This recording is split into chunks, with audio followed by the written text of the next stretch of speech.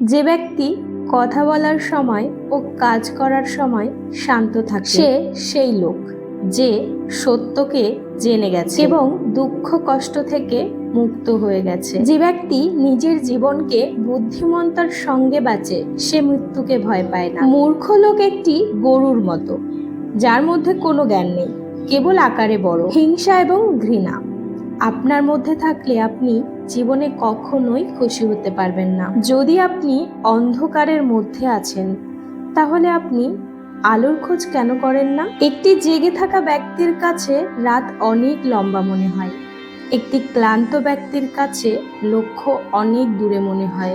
একইভাবে যে মানুষ জীবনকে বোঝেনি তার কাছে জীবন থেকে মৃত্যুর দূরত্ব এতটাই মনে হয়। যারা নেতিবাচক চিন্তা থেকে মুক্ত থাকবে তারাই কেবল জীবনে শান্তি পাবে। অতীতের কথা বেশি চিন্তা করবেন না, আর না ভবিষ্যতের জন্য বেশি কল্পনা করবেন।